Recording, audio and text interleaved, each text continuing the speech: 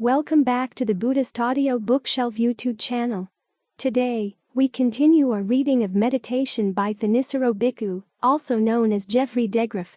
We deeply value your support. Please like and share this audiobook to reach a wider audience, allowing more people to benefit from its wisdom. Don't forget to subscribe to our channel, ensuring you receive immediate notifications as we upload new content. Together, we can spread the teachings of meditation and mindfulness, fostering a community of enlightenment and inner peace. Thank you for being part of our journey to make these profound teachings accessible to all. Let's start today with reading. Tuning into the breath. December 2002. When I first went to stay with Ajahn Fuang, one of the questions I asked him was, "What do you need to believe in order to meditate?" He answered that there was only one thing: the principle of karma. Now when we hear the word karma, we usually think karma and rebirth, but he meant specifically the principle of action. That what you do shapes your experience. If you're convinced of this, you can do the meditation because, after all, the meditation is a doing. You're not just sitting here, biding your time, waiting for the accident of awakening to happen. Even in very still states of meditation, there's an activity going on. Even the act of being the knowing is still a doing. It's a fabrication, a sankhara. In one of the suttas, the Buddha says that all the different khandhas, all the different aggregates that make up experience as a whole, have to get shaped into aggregates by the process of fabrication. In other words, there's a potential for a form, a potential for a feeling, potential for perception, fabrication, consciousness, and the act of fabricating is what turns these potentials into actual aggregates. It sounds abstract, but it's a very important lesson for the meditation even from the very beginning. You sit here in the body and of course, that's a fabrication right there. The idea that you're sitting in the body, but given all the many different things you could focus on right now, there's the possibility of choice. This possibility of choice is where karma comes in. You can choose any of the sensations that are coming into your awareness. It's as if there were a buzz in all the different parts of the body. There's a potential for pain here, a potential for pleasure over there. All these different sensations are presenting themselves to you for you to do something about them, and you have the choice as to which ones you notice. Doctors have done studies showing that pain isn't just a physical phenomenon. It isn't totally a given. There are so many different messages coming into your brain right now that you can't possibly process them all, so you choose to focus on just some of them. And the mind has a tendency to focus on pain because it's usually a warning signal. But we don't have to focus there. In other words, there can be a slight discomfort in a part of the body, and you can focus on it and make it more and more intense, more and more of an issue. That's one thing you can do right now, but even if you may not realize it, you have the choice of whether or not to do that. You can choose not to make it more intense. You can choose even to ignore it entirely.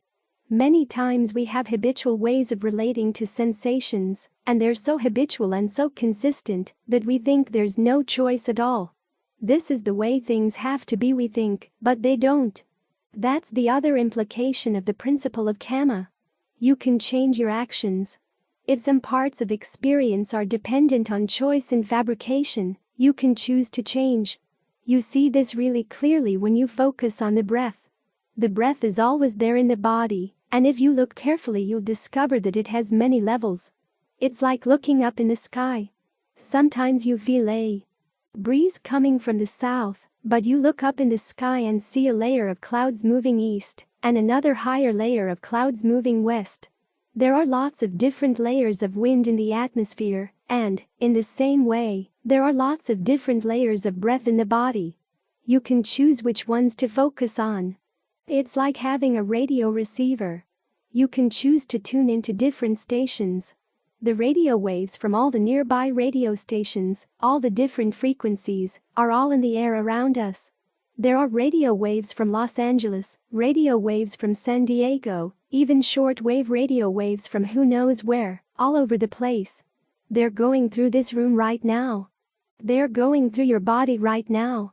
And when you turn on the radio, you choose which frequency you want to focus on, which one you want to listen to. The same with the body. You sort out, of all the possible sensations, just one type of sensation to focus on. The breathness of the breath. Wherever you feel the sensation of the in and out breath most clearly, you focus right there. Now some of us have a radio we haven't taken very good care of, and as soon as we tune it into one station, it slips over to another. So you've got to keep tuning it back. Tuning it back. But the problem isn't just the tuning. It's what you do with the sensation once you've tuned into it. Again, you can focus on the breath in a way that makes it painful, or you can focus on it in a way that makes it comfortable. You're not faced just with the givenness of the breath. What you do with it can make it more or less painful, more or less comfortable. To continue the analogy, it's like having a volume control on the radio. You can turn it way up loud so that it hurts your ears, or you can turn it way down soft, so that you can hardly hear it at all. But as you get more skillful with your volume control, you get a sense of what's just right, so that you can adjust the level and the pressure of your focus for maximum enjoyment. As you get tuned in more and more precisely, you discover there are other subtleties as well. Again, like the radio, when you really get tuned very precisely onto the frequency, the static goes away and you can hear subtleties in the signal that you couldn't hear before. You can play with them, turn up the treble, turn up the bass, whatever you want. So even though the radio signal is a given, you can do a lot with it. That's the element of karma in your meditation right now. It's what you're doing with the breath.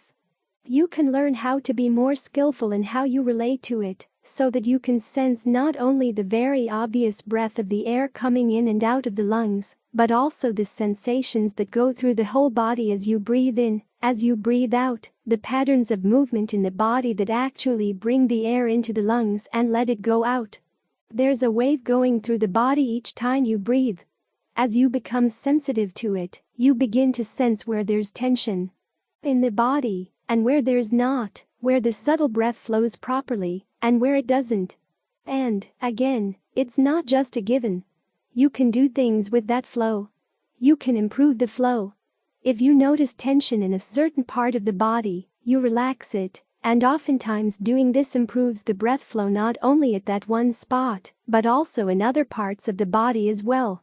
You begin to have a sense of the body as a whole series of different interconnected energy patterns. A tightening up here may lead to a tightening up over there, and it all gets connected in a feeling of overall constriction, a bands of tension squeezing the body. Or you can loosen it up. That's your choice. You can relax this bit of tension here and find that it leads to an unraveling of tension over there. Or you might find that everything gets so loose that you drift off. This means that you've got to learn how to gain a sense of just right, so that you can stay with the sensation, keep your focus, and even if the radio signal begins to drift a little bit, you can follow it precisely and stay right with it. At this point you can let go of the sensation of the in and out breath, the coarse breath, the obvious breath, and focus more on the subtle breath flow in the body. As you work through all the different parts of the body where it feels tense or blocked or sort of squeezed out, you let the breath sensations fill all those little nooks and crannies, and there comes a greater and greater sense of fullness, refreshment. That's what piti means. It's the drinking in of the good sensation. We normally translate piti as rapture, but it's also related to the word for drinking, pavati. You drink in this nice sensation. It feels full. It feels refreshing all the way through the body, because you've opened up all the little cells in the body and allowed the breath to enter. When you get that sense of fullness, it's easier to relax. This may not be a pretty image, but the mind at this point is like a mosquito when it's finally hit a big vein in your body. It sticks its little proboscis in and just stays right there, bathed in bliss. Its wings go weak, its feet go weak, and no matter how much you try to brush it away, it just doesn't want to go. It's just drinking in what it wants. The same with the mind. As soon as that refreshing breath sensation begins to fill up in the body, you let go of everything else. No matter what other disturbances come, You're not the least bit interested because you've got something really satisfying. You could almost say that it's a sensation to die for. You let down your guard, let go of everything else, because this sensation is so totally absorbing. You've opened up every part of the body, every part of your awareness for this sensation to come in. As you stay there and the mind grows more and more still, you become aware of a deeper sensation of absolute fullness, with no sense of flowing back and forth, a real stillness in the body. There's a slight sense of air exchange on the very surface of the body, the surface of your awareness, but deep down inside there's a great stillness. There's no longer the sense of drinking in because you're absolutely full. Ajahn Lee uses the image of an ice cube. There's a vapor coming off the cube, a very vaporous movement around the edge of your awareness, but everything else is solid and still. And then finally even that vapor stops, and the solidity fills your whole awareness. It's accompanied by a sense of brightness, even though you may not sense this brightness as a light. It's a peculiar quality. A physical sensation, a feeling tone, of brightness, clarity, filling the whole body, and you're just sitting there in the middle of it. There's no need to rush through these stages, no need to go jumping through hoops. In fact, it's best if you not try to rush. Just find one sensation you can tune into. Stay right there and it will develop on its own, simply because of the consistency of your focus. When you finally reach that sense of solid stillness and stay there, you begin to realize that you can choose to give a shape to it or not. You can focus on the sensations that give you a sense of the shape of the body, or you can choose to ignore them. This is where you really see the principle of karma coming into play in the meditation. It's almost as if the various sensations of the body have turned into a mist. There are these little breath droplets just shimmering there, and you sense the space in between them. The whole body is filled with this space, which also extends outside the body in every direction. Instead of focusing on the little droplets, you can focus on the space. This gives you a really clear lesson in how much choice you have in how you experience the present moment. Just the simple sensation of having a body here comes from subconscious shape-giving choices you've made. You realize there are lots of different sensations you can focus on, and there's a skill in how you choose your sensations, in how you magnify the ones you want, and how you just put aside the ones you don't. So even though this is just training in concentration, there's also a lot of discernment involved. As the Buddha once said, both tranquility and insight are required for getting good strong states of absorption. And he never talked about insight without framing it in terms of karma, in terms of the skillfulness of what you're doing. So this practice is what lays the groundwork so that when the time comes to consider issues of inconstancy, stress, and not self, you've got the proper context. You've created a good space inside, a good space in the present moment, so that there's no hungry sense of having to grasp after this or grasp after that. When you've drunk your fill of the fullness and stillness, you're in a much better mood to consider things for what they actually are, so that when insight comes it's not destabilizing. Without this solid foundation, thinking about inconstancy, stress, or not self can get really disorienting. But when you start thinking about these issues in the context of what you're doing in the meditation, they make it even more stabilizing. This is where concentration, tranquility, insight, and discernment all come together in a healthy and balanced way. Bathed in the breath. December 2002. When there's a Dhamma talk, you don't have to listen. The important thing is to stay with your breath. When the breath comes in, you know it's coming in. When it goes out, you know it's going out. Try to make that experience of the breath fill your awareness as much as possible. The Dhamma talk here is a fence to keep you coiled with the breath. When the mind wanders off, here's the sound of the Dhamma to remind you to go back to the breath, but when you're with the breath you don't need reminding. You do your own reminding. That's what the mindfulness does in the meditation. Each time you breathe in, each time you breathe out, remind yourself to stay with the breath. Make just a little mental note. This is where you want to stay, this is where you want to stay. And try not to think of yourself as inhabiting one part of the body watching the breath in another part of the body. Think of the breath as all around you. It's coming in and out the front, coming in and out the back, down from the top, all the way out to your fingers, all the way out to your toes. There's a subtle breath energy coming in and out of the body all the time. If you're in one part of the body watching the breath in the other part, you're probably blocking the breath energy to make space for that sense of you in the part of the body that's watching. So think of yourself as totally surrounded by the breath, bathed in the breath, and then survey the whole body to see where there are still sections of the body that are tense or tight, that are preventing the breath from coming in and going out. Allow them to loosen up.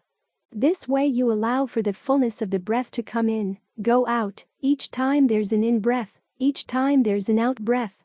Actually, the fullness doesn't go in and out.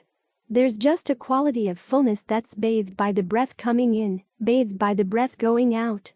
It's not squeezed out by the breath. It's not forced out by the breath. Each nerve in the body is allowed to relax and have a sense of fullness, right here, right now. Simply try to maintain that sense of fullness by the way you breathe. Your focus is on the breath, but you can't help but notice the fullness. If you can't get that sense of fullness going throughout the whole body, find at least some part of the body that doesn't feel squeezed out, that feels open and expansive, and then see if you can copy that same feeling tone in other parts of the body. Notice the other different parts of the body where it feels open like that and allow them to connect. At first, nothing much will happen from that sense of connection, but allow it to stay open, stay open. Each time you breathe in, each time you breathe out, maintain that sense of openness, and the sense of connection will get stronger. This is why the ability to stay with these sensations is so important, for your staying with them is what allows them to grow. If you move off to someplace else, if you're thinking of something else, there will have to be a tensing up in the body to allow that thought to happen. Whatever sense of fullness might have developed, say, in your arms or your legs, in different parts of the body, down your back doesn't have a chance to develop. It gets squeezed off because you're not paying attention to it anymore. This is why the Buddha talks about concentration as Mahagatam Siddham, an enlarged awareness. If your awareness is limited just to one little spot, everything else gets squeezed out, everything else gets blotted out, and what is that if not ignorance? You're trying to make your awareness 360 degrees, all around in all directions, because the habit of the mind is to focus its awareness in one spot here, then one spot there, moving around, but there's always the one spot, one spot, one spot. It opens up a little bit and then squeezes off again, opens up a little bit, squeezes off again, and nothing has a chance to grow.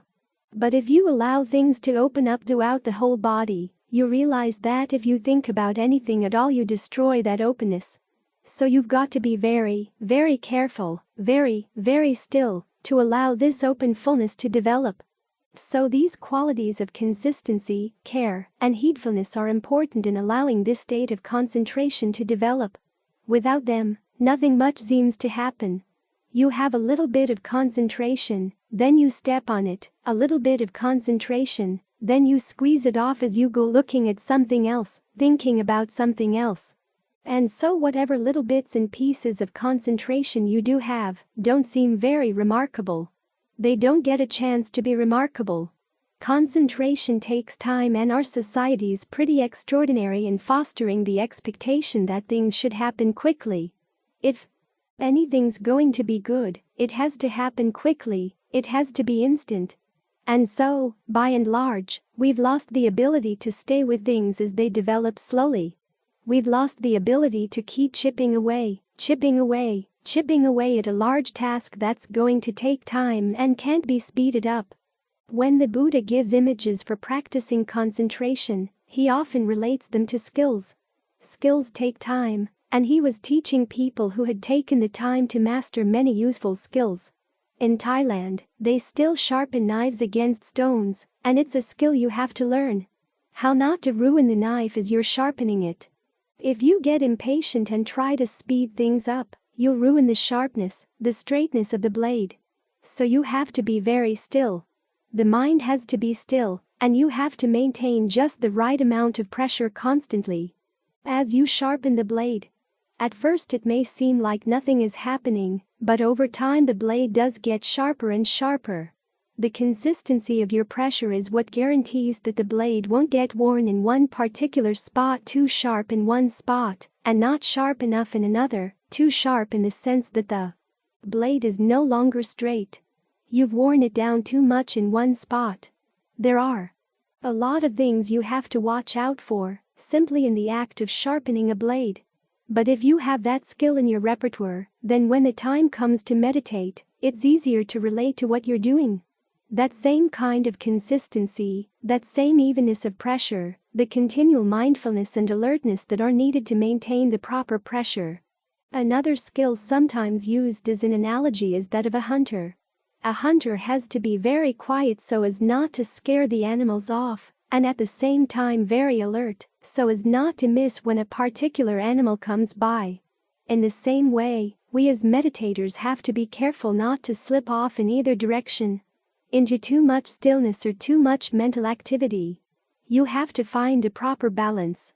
I was once talking to an anthropologist who said that of all the skills in primitive societies that anthropologists try to learn, the hardest is hunting. It requires the strongest concentration, the most sensitivity. So here we're not hunting animals, but we're hunting concentration, which is even more subtle and requires even more stillness and alertness. Sometimes we in the West think that we come to the Dhamma with an advantage. We've got so much education, we're so well read. But we have a major disadvantage in that we lack the patience and consistency that come with mastering a skill. So keep that in mind as you're meditating. When you find yourself getting impatient for results, you have to be watchful and consistent. You need that sense of being bathed by the breath, being open to the breathing sensations in all parts of the body down to every little pore of your skin. Then you learn the sensitivity that's required, the consistency that's required to maintain that. That way the sense of fullness can grow and grow and grow until it becomes really gratifying, really satisfying, to give your concentration the kind of strength, the sense of refreshment, the sense of nourishment it needs in order to keep going. Ajahn Fuang said that without this sense of fullness, refreshment, or rapture, your meditation gets dry. You need this lubricant to keep things smooth and running. The sense of well-being and refreshment, the immediate visceral pleasure of being in a concentrated state. At the same time, it heals all our mental wounds. Any sense of tiredness, of being stressed out, mistreated, abused. It's like medicine for these mental wounds. Now, medicine often takes time to work, especially soothing and reconstituting medicine. Think of the creams you put on chapped skin. The skin isn't immediately cured when you first rub on the cream. It takes time. The skin has to be exposed to the cream for long periods of time to allow the cream to do its work. The same with concentration. It's a treatment that takes time. Your nervous system needs to be exposed to the sense of fullness for a long period of time, giving it a chance to breathe in, breath out all around, so that the mindfulness and the breath together can do their healing work. So don't get impatient.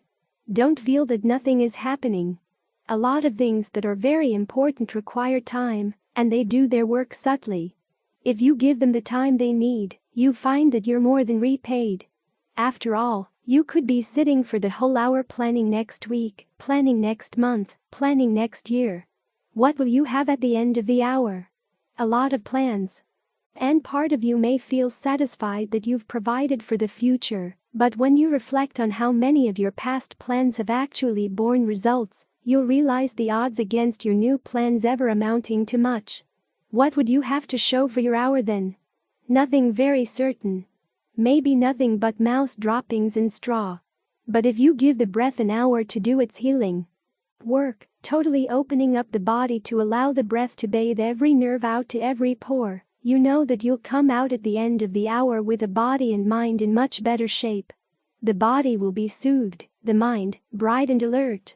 And you don't need to stop being bathed in the breath when the hour is up. You can keep it going in all your activities. That way, even though you may not be armed with a whole set of plans for facing the future, at least you're in a position where you don't need that kind of armor. You've got the armor of a healthy body and mind. You've got an invisible armor. The force field of this all-encompassing breath, continually streaming out from your center to every pore, protecting you on all sides. That's something you feel in every cell of your body, something you know for sure, for you can sense it all around you, right here, right now. And you know that whatever the future brings, you're prepared. You can handle it. This sense of fullness, brightness, alertness. That's all you'll need to keep the mind capable, healthy, and strong. The Steps of Breath Meditation. November 2002. When the Buddha teaches breath meditation, he teaches 16 steps in all. They're the most detailed meditation instructions in the canon. And the breath is the topic he recommends most highly, most frequently, because the breath is not only a place where the mind can settle down and gain concentration, but it's also something the mind can analyze. It's where all the insights needed for awakening can arise, while the mind is being mindful of the breath, alert to the breath, and also conscious of how it relates to the breath. In the later stages of breath meditation, the emphasis is focused less on the breath than on the mind as it relates to the breath. In the beginning stages, though, the emphasis is on the breath itself, on using the breath to snare the mind and bring it into the present moment. In the first 2 steps, you're simply with long breathing and short breathing, sensitizing yourself to what long and short breathing feel like. Beginning with the 3rd step, though, there's an element of volition. You train yourself, and the first thing you train yourself to do is to be aware of the whole body as you breathe in, aware of the whole body as you breathe out. When the Buddha describes concentration states, he doesn't use images of single-pointedness. He uses images of whole body awareness. When a sense of rapture and pleasure comes from the breath, he tells you to knead that sense of rapture and pleasure through the whole body, the way you would knead water into flour to make dough. Another image is of the rapture welling up from within the body and filling the body, just like a spring of cool water coming up from within a lake, filling the entire lake with its coolness. Another image is of lotuses standing in a lake. Some of the lotuses don't go above the water, but stay totally immersed in the water, saturated from their roots to their tips, with the stillness and coolness of the water in the lake. Still another image is of a person wrapped in white cloth, totally surrounded by the white cloth from head to foot, so that all of his body is covered by the white cloth. These are all images of whole body awareness, of a sense of rapture, pleasure, or bright awareness filling the entire body. That's what you want to work on when you get to know the breath, because the type of awareness that allows insight to arise is not restricted to one point. When you're focused on one point and blot out everything else, that leaves a lot of blind spots in the mind. But when you try to get a more all-around awareness, it helps eliminate the blind spots. In other words, you want to be immersed in the breath, aware of the breath all around you. One of the phrases they use for this Kagatasati is mindfulness immersed in the body. The body is saturated with awareness, and the awareness itself gets immersed in the body, is surrounded by the body. So it's not that you're up in one spot, say, in the back of the head looking at the rest of the body from that one spot, or trying to block awareness of the rest of the body from that one spot of awareness. You've got to have a whole body awareness, all around, 360 degrees, so as to eliminate the blind spots in the mind. Once you have this type of awareness, you work at maintaining it, although the work here is not like other work. You work at not moving your attention, at not letting it shrink. You work at not taking on other responsibilities. With time, though, the work becomes more natural, more second nature. You feel more and more settled and at home. As the mind settles in, its usual nervous energy begins to dissolve. The body actually needs less and less oxygen, because the level of your brain activity begins to grow calm, and so the breath gets more and more refined. It can even grow perfectly still, for all the oxygen you need is coming in through the pores of your skin. At this point, the breath and your awareness seem to have melted into each other. It's hard to draw a line between the two and, for the time being, you don't try. Allow the awareness and the breath to interpenetrate, to become one. You have to allow this awareness, this sense of oneness, to get really solid. Otherwise it's easily destroyed because the tendency of the mind is to shrink up.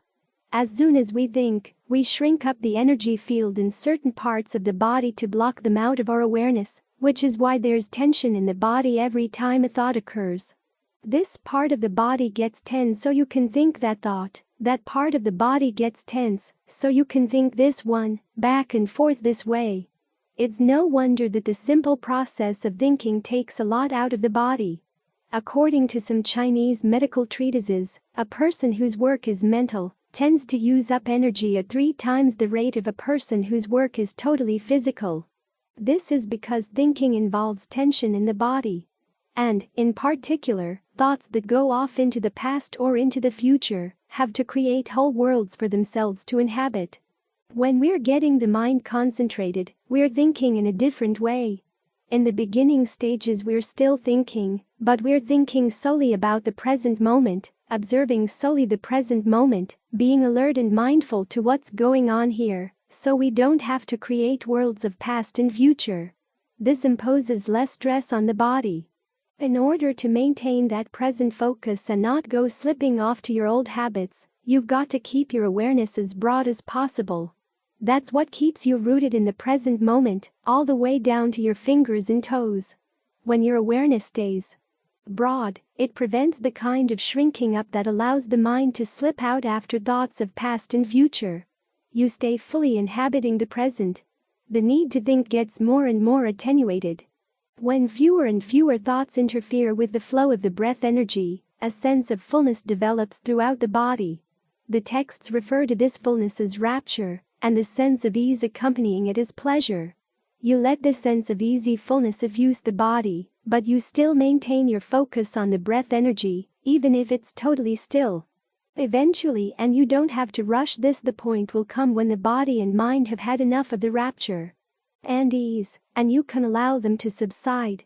Or there may be times when the rapture gets too overpowering, in which case you try to refine your awareness of the breath so that it can come in under the radar of the rapture, and you move to a level of total ease. Then even the ease, the sense of imbibing the pleasure subsides, leaving you with total stillness.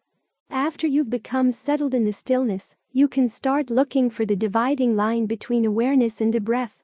Up to this point you've been manipulating the breath, trying to get more and more sensitive to what feels comfortable in the breathing and what doesn't, so that your manipulation gets more and more subtle, to the point where you can drop the manipulation and just be with the breath. This allows the breath to grow more and more refined until it's absolutely still. When things are really solid, really still, your awareness and the object of your awareness naturally separate out, like chemicals in a suspension that's allowed to stay still. Once the awareness separates out, you can begin directly manipulating the factors of the mind, the feelings and perceptions that shape your awareness. You can watch them as they do this, for now the breath is out of the way. It's like tuning into a radio station. As long as there's static, as long as you aren't precisely tuned into the station's frequency, you can't hear the subtleties of the signal. But once you're right at the frequency, the static goes away and all the subtleties become clear. When you're tuned into the mind, you can see the subtleties of feeling and perception as they move. You can see the results they give, the impact they have on your awareness, and after a while you get the sense that the more refined that impact, the better. So you allow them to calm down. When they're calmed down, you're left with awareness itself. But even this awareness has its ups and downs, and to get you past them the Buddha has you manipulate them, just as you manipulated the breath and the mental factors of feeling and perception. The text talks about gladdening the mind, steadying the mind, and releasing the mind. In other words, as you get more and more used to the stages of concentration, you begin to gain a sense of which kind of concentration your awareness needs right now. If it seems unstable, what can you do to steady it? How do you change your perception of the breath or adjust your focus to make the mind more solid? When the meditation starts getting dry, what can you do to gladden the mind? And as you're moving from one stage of concentration to the next, exactly what do you let go that releases the mind from the weaker stage of concentration and allows it to settle in a stronger one? When the Buddha talks about releasing the mind at this point in the practice, he's not talking about ultimate release. He's talking about the kind of release that occurs as you let go, say, of the directed thought and evaluation of the first jhana, releasing yourself from the burden of those factors as you move into the second jhana, and so on through the different levels of concentration. As you do this, you begin to see how much those levels of concentration are willed. This is important. Insight can come while you're in concentration as you move from one stage to the next, as you notice out of the corner of your mind's eye what you do to move from one way of experiencing the breath to the next, one level of solidity to the next. And you see how much this is a produced phenomenon. This finally leads to the stages of breath meditation associated with insight. First, there's insight into inconstancy, both in the breath, but more importantly in the mind, as you see that even these stable, very refreshing levels of concentration are willed. Underlying all the refreshment, all the stability, is a repeated willing to keep the state of concentration going. There's an element of burdensomeness there. Insight into inconstancy or impermanence has less to do with how you consume experiences than it does with how you produce them. You see all the effort that goes into producing a particular type of experience, and the question becomes, is it worth it? Isn't this burdensome, having to keep making these experiences all the time? Then the problem becomes, what are you going to do to let go of this burden? If you don't fabricate these states of concentration, is your only choice to go back to fabricating other kinds of experiences? Or is it possible not to fabricate any experience at all? All of our normal experiences from moment to moment, whether in concentration or out, have an element of intention, an element of will. And now you've come to the point where that element of will, that element of intention, begins to stand out as an obvious burden. Particularly when you look around to ask, who am I producing this for? Exactly who is consuming this? You come to see that your sense of who you are, who this consumer is difficult to pin down, because it's all made out of the aggregates, and the aggregates themselves are inconstant, stressful, and not self. This consumer is something produced as well. This gives rise to a quality the texts call nibbida, which can be translated as disenchantment or disillusionment. Sometimes the translation gets stronger. Revulsion. In all cases it's a sense that you've had enough of this. You feel trapped by this process. You no longer find any satisfaction here. You want to find a way out. So you focus on letting go. According to the texts, first there's a focus on dispassion, then a focus on cessation, then finally a focus on total relinquishment. In other words, in the final stage you let go of every kind of doing, every kind of volition, of the producer, of the consumer, of the observer, even of the perceptions and the thought fabrications that make up the path. When the path factors have done their job, you can let them go as well. All of this takes place right at the breath, at the point where the mind and the body meet at the breath. This is why the Buddha never has you totally drop the breath as your theme of meditation. Progress along the path comes simply from staying right here and growing more and more aware of what's going on all around right here. You develop a more all-around awareness, not only all around in the body, but also all around in the mind. You see through the blind spots that allowed you to consume experiences obliviously, forgetting the fact that you had to produce them. It's like watching a movie, 2 hours of lights flashing up on a screen, and then later seeing a documentary about how they made the movie. You realize that months, sometimes years of labor went into it, and the question becomes, was it worth it? A few brief hours of empty enjoyment, and then you forget about it despite all the work, all the suffering that went into making it. So when you look at all your experiences in the same way, seeing all the effort that goes into their production and asking if it's worth it, that's when you really get disillusioned, disenchanted, when you can really let go. You let go not only of perceptions or feelings as they come and go, but also of the act of creating these things. You see that this act of creating is all-pervasive, covers all your experiences. You're always creating, either skillfully or unskillfully. There is constant production every time there's an intention, every time there's a choice in the mind. This is what begins to seem oppressive, this is what finally impels you. To let go. You let go of the producing, you let go of the creation, and the letting go really opens things up. The mind opens to another dimension entirely. One that's not made up, that's not created, where there's no arising or passing away. And that too is touched right here, although at that moment there's no sense of breath, no sense of the body, no sense of the mind as a functioning, creating consumer or producer. When the Buddha talks about it, all his words are analogies, and all the analogies are of freedom. That's about all that can be said when you try to describe it, but there's a lot that can be said about how to get there. That's why the Buddha's teachings are so extensive. He goes into a lot of detail on how to get there, outlining all of the steps. But if you want to know what the goal is like, don't go looking for extensive descriptions. Just follow the steps and you'll know for yourself right here. The Observer. August 5, 2003. Sometimes meditation is easy, sometimes it's hard. But whether it's easy or hard, we have to keep our minds on an even keel. When it gets easy, don't get complacent. If you get complacent, things start loosening up, like screws loosening up in your car. After a while things begin to rattle, and then they fall off. At the same time, when things don't go well, don't get upset. Rule number 1 in either case is to keep the mind on an even keel. Have a strong sense of the observer, the part of the mind that's simply watching what's going on, and identify as much as you can with that. Ajahn Suwat once mentioned that when he first went to stay with Ajahn Mun, his mind seemed to be all over the place.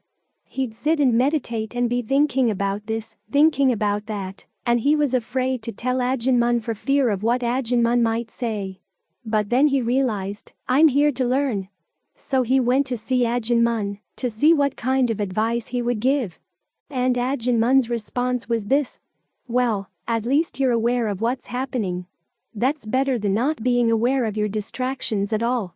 Then he quoted a discourse on the foundations of mindfulness. Being aware of a scattered mind when it's scattered counts as one of the foundations of mindfulness. Ajahn Suwat handled that lesson really well. He realized that Ajahn Mun was not praising him, but simply giving him some comfort, giving him some encouragement. He wasn't saying that where he was just fine, but he was reminding him that it wasn't a total disaster, that the fact that he was meditating was better than not meditating at all. This often happens with people. Things don't go well in their meditation, and they say, well, tonight's just not my night to meditate. I do better to stop. Not meditating is not the answer. Even though it may not be pleasant, sitting through a bad meditation is better than not meditating. There may be some point in the course of the meditation when you finally come to your senses, when you see something in there that you didn't see before. This is why that sense of the observer is so important.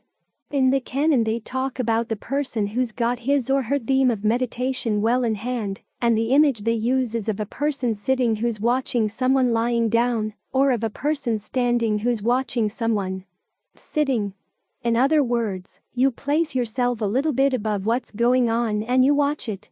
You step back to see what's happening from a better perspective, to get a sense of where the imbalance is in your mind, to watch what you're doing, and to think about what you might do differently. Exactly why is the meditation going poorly? What's lacking? Ajahn Fuang once advised making a mental note of the 7 factors that Ajahn Lee sets out in his method number 2, and then comparing your meditation with them, to see what's lacking. If you've got all 7 component factors, then the mind is going to settle down for sure. Mindful, solid, and still. So check to see what's lacking. Are you not clear about the lengths of the breaths? Are you not clear about whether the breath is comfortable? Are you not spreading the comfortable breath sensations? Do you not have a resting place for the mind, for the breath in the body? Just go down the list, and if you find that any of the component factors are missing, try to make up for the lack. But again, to do this you need that sense of the observer, the person who's watching and doesn't get upset by what's happening, doesn't get carried away, but just watches in total neutrality. When you can watch in this way, then even a bad meditation isn't a total disaster. You take it as a challenge. Tonight's meditation may be a little bit different from last night's. Last night's went well, but you start out tonight and things don't seem to be going so well. Instead of getting flustered, just ask. Is it a question of the body? Is something wrong with the breath? Is something wrong with your energy level? Are you too manic? Too depressed?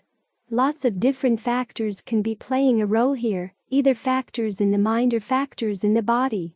If your energy level is too low, you can change the way you breathe to energize yourself. If your energy is too frenetic, you can breathe in a way that calms you down. Try to be as precisely observant as possible. Many times what makes a difference in the meditation is the details, the little things, and if you're not paying careful attention, simply going through the motions, you miss a lot. You may be missing something important even though it seems minor.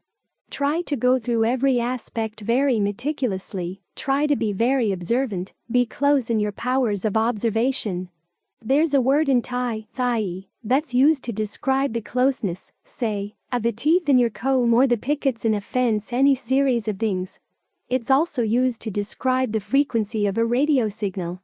The higher the frequency, the closer the frequency.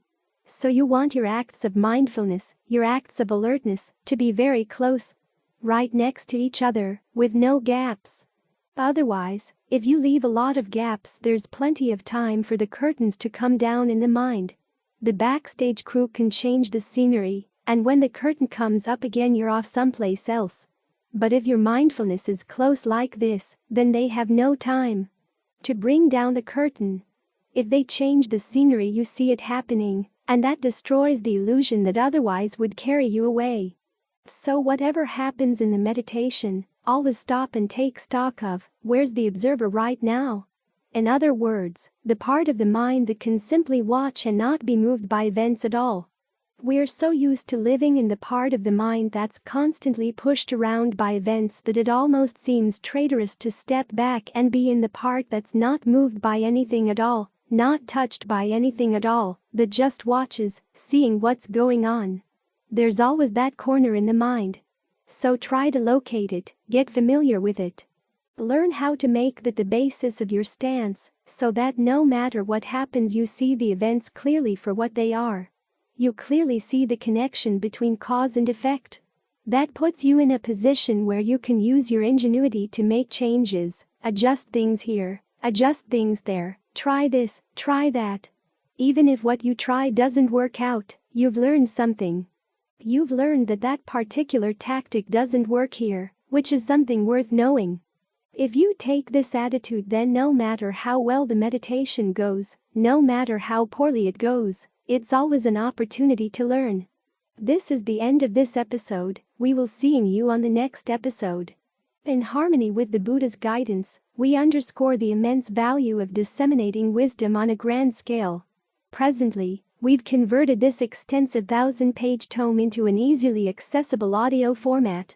The time has come for you to contribute to this noble mission. Your participation, through subscribing, liking, and sharing this content, holds substantial significance in proliferating these teachings for the benefit of all. Together, let's carry forward the time-honored tradition of spreading knowledge and mindfulness, fostering the betterment of humanity. Your involvement in this shared endeavor has the potential to make a profound impact on the lives of countless individuals.